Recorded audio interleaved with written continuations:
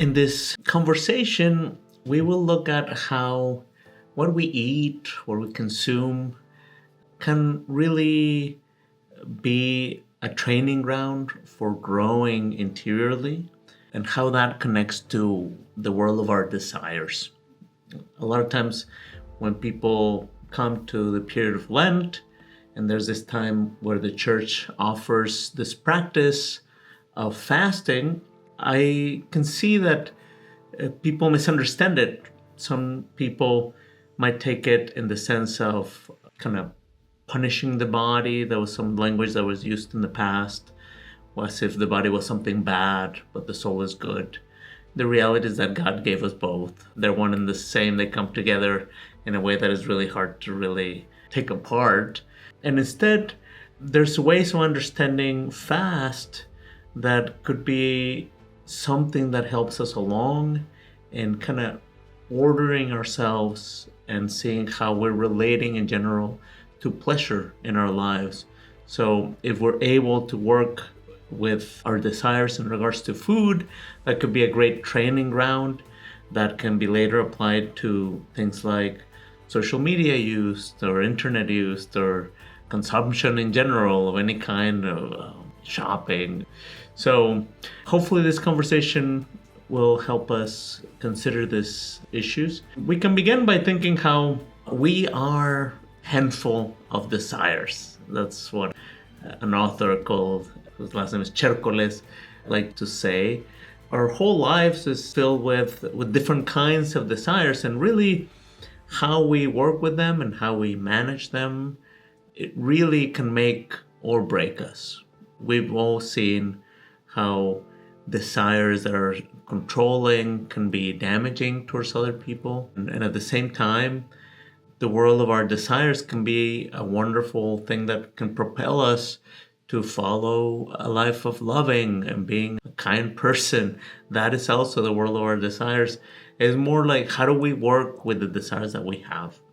One way of understanding this, and I'm borrowing this from Stephen Covey, which he borrows from years of thinking about this, and even the ways some of the psychologists talk about it, is that we can see ourselves responding sometimes in more basic ways. We could think of stimulus and response.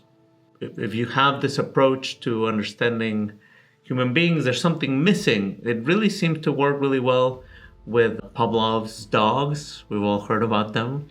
And the idea is that you ring a bell and then you give a dog some food, and they salivate in preparation to eating their food. And if you keep doing that, you have ringing of the bell, you have the food, and this dog salivates. Eventually you can remove the food and then just ring the bell and the dog starts salivating. And there's this idea that a stimulus can generate a response, in this case for the dog. However, when some of the same experiments have been applied to humans, we know that there's a limit in how those can be applied. There's some studies with children where they give them a treat if they do something the people studying want, and they are shocked if they do the opposite. And kids, even at a very young age, will kind of rebel against the experiment. And so there's something in them that wants to break this dynamic. And I think we can think of human beings as not just being stimulus and response, well, sometimes we can operate like that, but that between the stimulus and the response, there is something else that human beings have that we can call interior freedom, a distance that we can create where there's a space for us to choose what we want to decide. That we can notice a desire, a want, could be in this case to eat, but all kinds of desires within us. And that I can also pay attention and see, is this actually according to what I want? Will acting on this make me the kind of person I want to be? All that comes from a place of freedom, and that could be what determines our responses. It doesn't mean that the stimulus doesn't matter. It has an influence, but it doesn't need to determine my response. And that's a very different way of understanding human beings.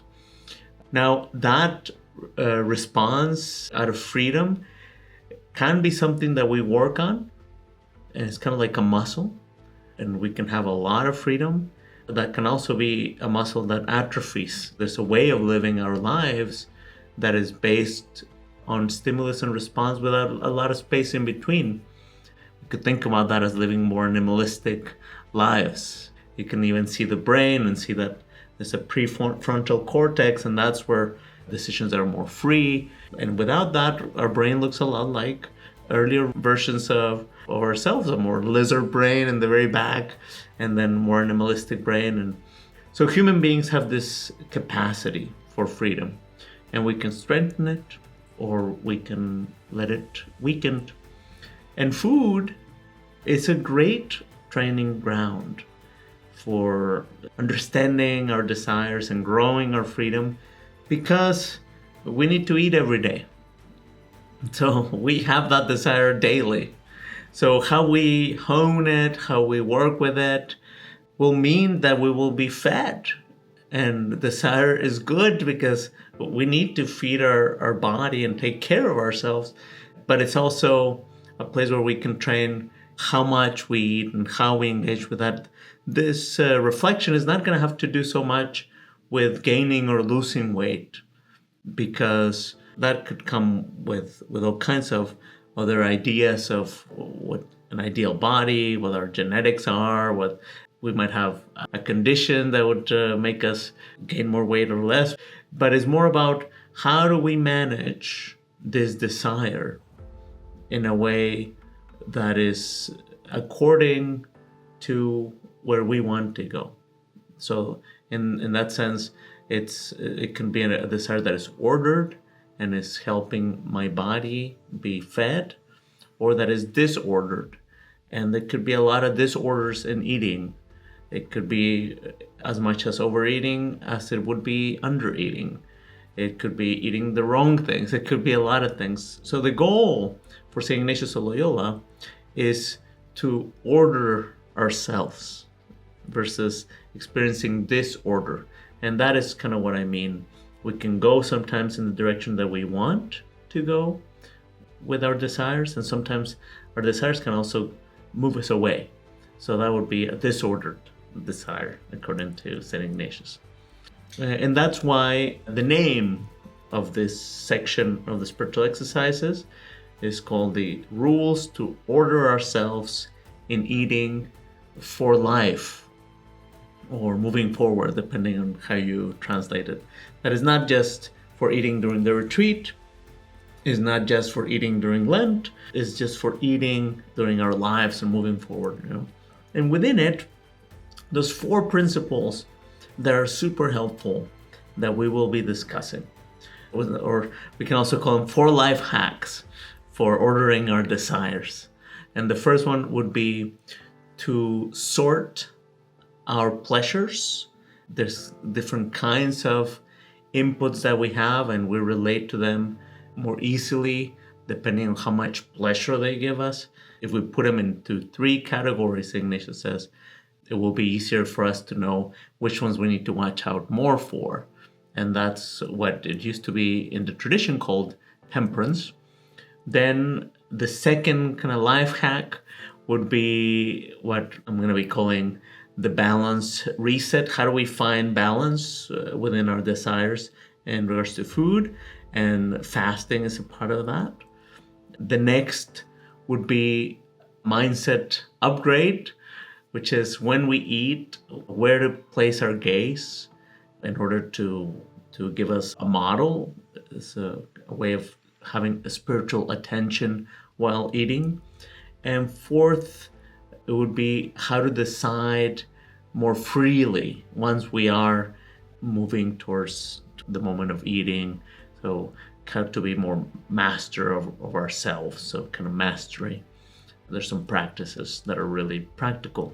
This sorting of pleasures, if you go to that section in the exercises, which is included in this video, you can get a PDF and download it and print it. The rules 1 through 3 are going to go through this kind of sorting of our pleasures in 3 different categories. Rule number 4 has to do with resetting our interior balance or fasting. Rules number 5 and 6 have to do with how do we pay attention and what do we pay attention to while we are eating. And then number 4 are some practices that will help us in self-mastery while we're relating to food. So this idea of sorting our pleasures is a really helpful one.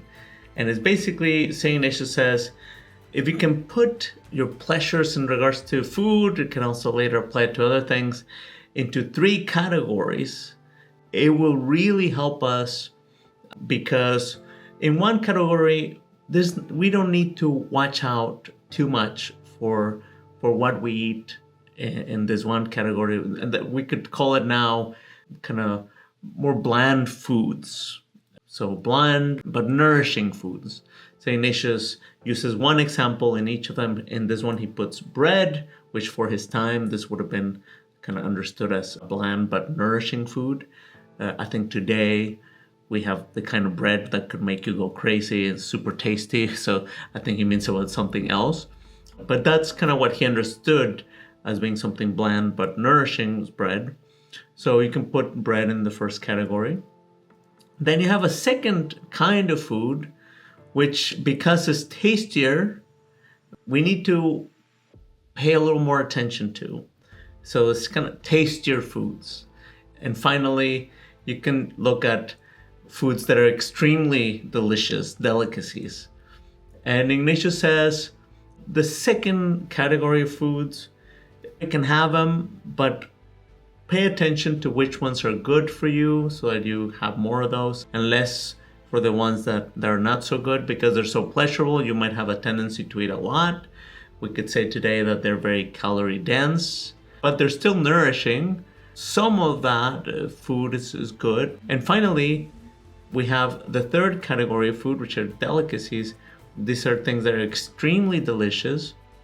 And not only are they super tasty, that will do something to us in terms of, will move us towards excitement and a little bit of wanting to eat more than what we need. So a little bit of disorder, St. Ignatius would say. But they also have a second element, which is the element of curiosity. A lot of times these delicacies, there's many different flavors of chocolate, there's many different flavors of a tasty treat, and also our curiosity gets engaged. So we want to try different kinds, and we could eat a whole box of chocolates and taste the different kinds, and that could get us more in trouble. But each of them, what St. Ignatius would say, this first one I already discussed, and St. Ignatius puts it like this. With regard to bread, the example is less appropriate to abstain, meaning eat as much as you want, because it's not a delicacy about which the appetite usually becomes disordered. So normally this is not something that we can eat so much that it will be getting us out of whack. But it's more like something that you eat enough until you get full, and normally that's a good tell for your stomach that you've had enough. So there's not going to be a lot of temptation there to overeat. And the other ones, he says, we need to be more careful. We could add here, St. Ignatius uses the example of wine, and that was because during his time, people would eat with wine on the side, and that was like an extra thing. So today, I think the equivalent of that example would be like a sugary drink, or comfort food, or fast foods, tasty treats like that. In this, St. Ignatius says abstinence, meaning don't have this kind of food. So abstain a little more from that kind of food. Seems more suitable than when eating bread. Therefore, we should look closely at what is beneficial or harmful. So kind of think about them and be more careful to choose what is beneficial. Some of these things will feed us and we need them. And sometimes that's the only food we have around, and that's fine. Just pay attention to those, because they can also stuff in them and they can be harmful to us. So watch them, Ignatius says. Pay attention and watch. And finally, we have what are these delicacies. extremely tasty, delicious foods. And Ignatius says, in regards to delicacies, the greatest and more complete abstinence is to be observed because of two reasons. With these foods, it's easier for our appetite to become disordered, so they get us really excited. Second, there's this temptation for investigating. I wonder how this tastes. Let me taste it again. Let me get this other one. Notice that St. Ignatius is not saying avoid those under every circumstance. He's not saying that. He just says complete abstinence, more complete abstinence. He didn't say complete abstinence. So you can still eat them, just maybe be extra careful or have smaller portions, he will say, or get accustomed to eat more of the first kind. But Ignatius never says about any kind of food, don't ever eat it. So if you're able in your life to break the different kinds of foods into these three different categories, you can remember for the first one, whole foods that are nourishing for me. I'm not going to think about it too much. I'm just going to eat until full. Then the tastier food, just pay more attention, be more discerning. And the delicacies, as a rule of thumb, try to avoid them or just have a little bit, knowing that you will have a temptation to have a lot and try different kinds. Just resist it, but you can have it. Now we go to apply this into other areas. With this third one, we're saying say no more than yes. And now we can think about this in terms of using the internet. I think we could have an equivalence here where there's a kind of usage of the internet that is necessary for us to coordinate with other people, to work, to connect with friends about what we're going to do. There's that necessary. I don't think anybody's saying that you should get rid of your cell phone because that might be too much, or get rid of all your computers. That might be too much. That we might need to have a little bit of that in our world as it is today. Then there's a second kind of usage of the internet, which is kind of like there might be something necessary, but it's also fun, and we're doing it. We get some pleasure out of it that is extra nice. So we just watch it, keep tabs on it, don't have it all the time. And then there's the third kind that is extra addictive. I can imagine something like short form videos, or something that for myself I find very addictive, like different kinds of games. Maybe is the scrolling. So whatever scrolling stuff there is, a lot of times has been built like gambling machine of dopamine. So we need to watch those because there's that element of curiosity and pleasure. There is a double whammy that Ignatius says, be extra careful. Say no more than yes to those. And we could also apply this to shopping or buying things online. There's some level of shopping that we need to do for life, for necessities. There's a second that is more like for improvement, and that could be a little bit of fun. So we need to watch it, how much we do of that. And then there's a kind of the more addictive kind of shopping where I'm doing it at night just to feel better. And it could feel a lot like scrolling. It could feel a lot like looking for a delicacy in the shopping world, something extra nice that will make me feel good now. And we could become addicted to that as well. So that's another thing to watch out. The ways of applying this. Now let's move to the next rule. And this is where we deal with this idea of fasting, but fasting, thinking about it in a different way than maybe a lot of what's out there will have us focus on. Sometimes fasting, we were saying, it's about punishing the body, which can get us to deny the goodness of God that gave us our body. It could also be fasting a lot of times is proposed as a way of losing weight, which might have its benefits, but this is not what we will be talking about.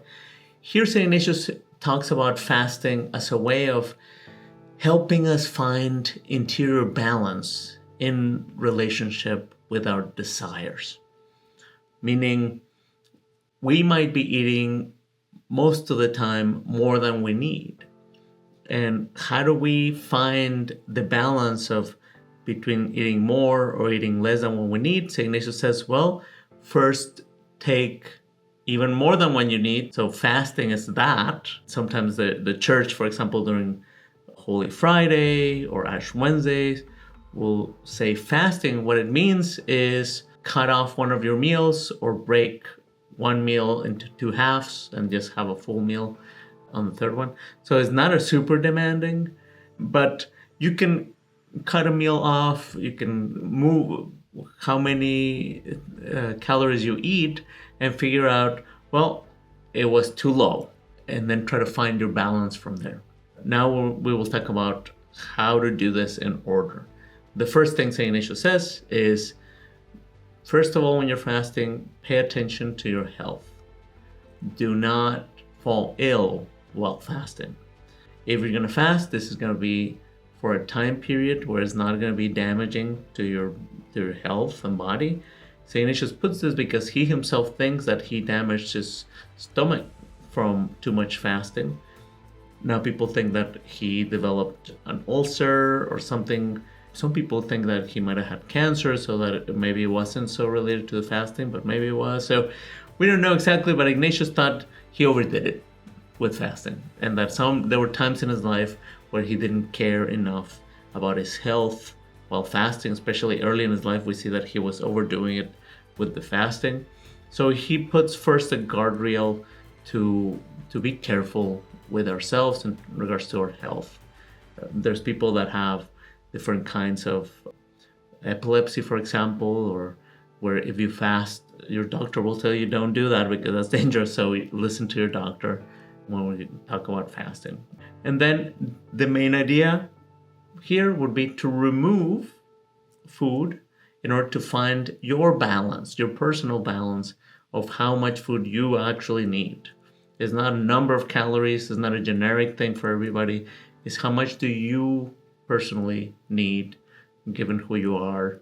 Ignatius says, if you find that balance, you will feel better.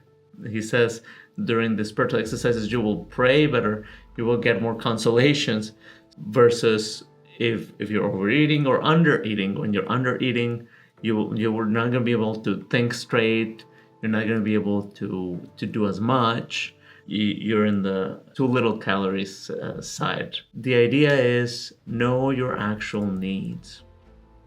And for today, we can think that there's some modern things that can help us along this way. A scale, for example, will let you know if you're losing weight or you're gaining weight. Some nutritionists will tell you, check how many calories you're eating. You can log them and get really mathematical with this. I don't think St. Ignatius intended for this to be super mathematical like that, but for some people, that can be a helpful aid. You eat more calories in a day. If you log them well, you'll see you're gaining weight or you're losing weight or you're staying. And the idea is to eat enough calories to stay healthy, to be able to think clearly, to feel good, but not so much that you're way past that. Another modern thing would be, like, for example, there's been some research that says that protein really helps reducing cravings. But whatever you can do to educate yourself, the research on this changes a lot, and maybe you can get more ideas on how to find this balance for yourselves. For Ignatius, it's very simple. Just remove a little bit more than what you need and then bring it back. And that way you'll find the middle. And that's how you would use fasting.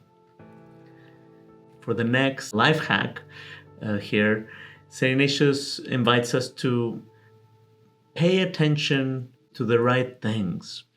So it's kind of like a mindset upgrade when we're eating, to have like a spiritual awareness. In Rules 5 and 6, he says, when you're going to eat, instead of focusing completely in the food and being so absorbed in it and eating really fast, he says, consider how might Christ eat? And that could be a really helpful thing to consider. If I consider how Christ eats, maybe I can imagine that his food will not be the only center of attention, that he will need super fast, that maybe he's also paying attention to other people, that he's eating in a loving way. in a caring way, so that he's grateful for what he has, that he thanks the Father, and that a lot of the things that are wonderful in Jesus' ministry happen around food and sharing food. So if you consider Christ, it will get you some nice attention. And then you can consider a saint, somebody that's virtuous even. So here, consider how he eats, Ignatius says, how he drinks, how he looks about, how he converses, and then try to imitate him. This is also a way of considering that the way we eat could also be a place of communion, of connecting with God, of letting God into our lives. And now we're going to talk about this thing of paying attention to a saint, which is very much similar to paying attention to Jesus, but sometimes saints have a particular life that can help us.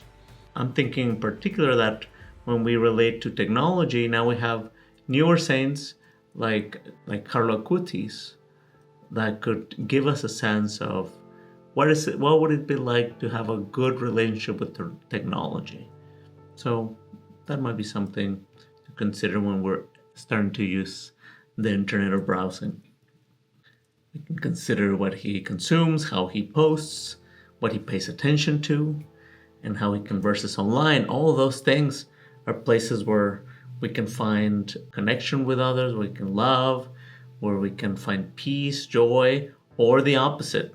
We can get a lot of anger, we can rage post, we can get into arguments. And just like normal life, virtual life could be a place where we find God or bring peace and find peace, or the opposite. So I think Carlo Acutis had a really great approach to how he used technology. You can look him up if you haven't.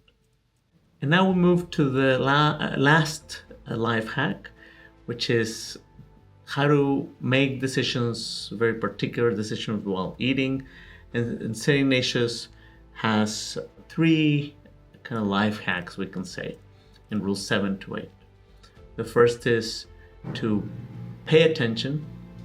The second one, to decide or make decisions when you are calm. And the third is called agere contra, which is to act against disordered desire. So the first one, to pay attention, the goal here is, everything in these rules is that I am a master of myself. So when I'm eating, if I can remind myself that food doesn't need to control me, that I have freedom, basically, that I am the one eating and I am the one making the decisions, that just a little awareness can make a big difference. So I can pay attention to my emotional state, to my physical needs, to my desire, my environment, the temptations that I'm having. And just this awareness can remind me that I am not my desires, I am not my compulsions. So I can take a breather and not be lost in the food before me. The next thing that Ignatius recommends here is that we decide our decisions about food when we are in a calm place and when we're satiated, when we have already eaten. So that way we're not eating more than what we need, but what we decided that we needed. So here there's some studies about how we can be in a cold state or in a hot state, and sometimes what is agreed to be this hot state is that sometimes we are in an anxious place, in a stressed place, or very, very hungry, and to the point where we can be hangry.